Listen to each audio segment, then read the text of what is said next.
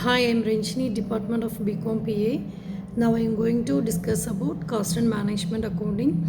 The last class we have discussed comparative income statement, and this class now we are going to discuss about classification of ratio analysis. So one by one we will going to discuss first introduction to ratio analysis. So what is the meaning? That meaning is ratio analysis is a quantitative analytical techniques used to interpret financial statement by establishing a relationship between two financial figures. That means it simplifies complex accounting data and convert into meaningful indicator. So first, how to ratio to be expressed: percentage, proportion, and number of items. The examples of percentage, net profit ratio, an example of proportion, debit and equity, and number of items, for example inventory turnover. So the figures is helped to assessing profitability and measuring liquidity and evaluating solvency and analyzing efficiency. And the ratio analysis it having helps to liquidity, profitability, and solvency, operational efficiency, and financial stability. And the next thing is classifications of ratio. The meaning is percentage, proportion, rate. And example of how to calculate current ratio. So current ratio equal to current asset divided by current liability. So that is the formula of current ratio. And the second thing is classification of ratio, the over by. Financial ratio is broadly classified. So under liquidity ratios, solvency, and profitability ratio, and activity, that means efficiency ratio. And liquidity ratio is nothing but the liquidity ratio measures the firm's ability to meet the short term obligations using its current assets.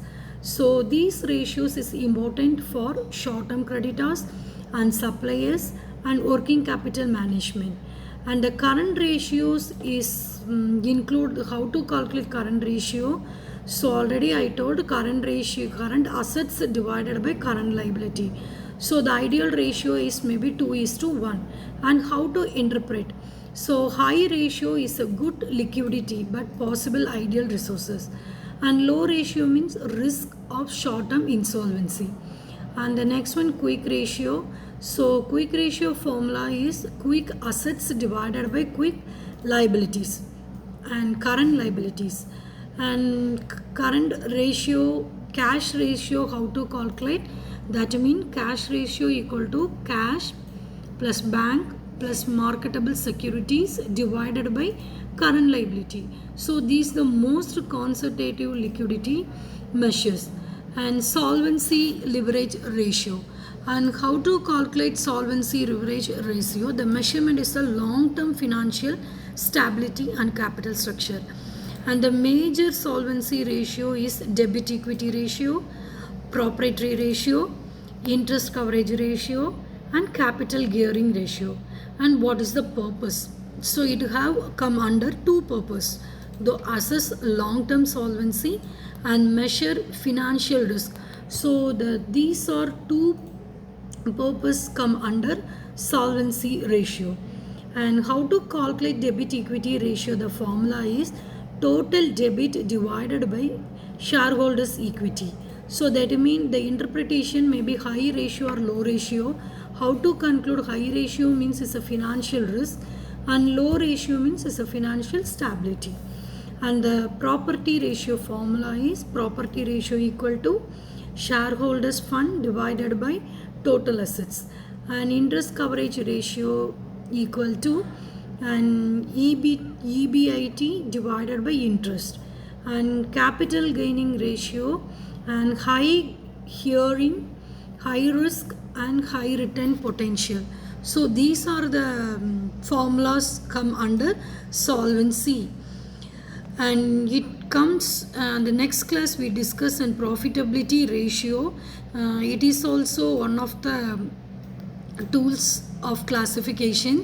And next, what in this PPT what I am going to conclude, And the classification of ratio analysis is structured framework for evaluating companies' financial health and liquidity ratio assets, short-term solvency, solvency ratios measure, and long-term stability, profitability ratios analysis, earning capacity, and activity ratio evaluation, operational efficiency.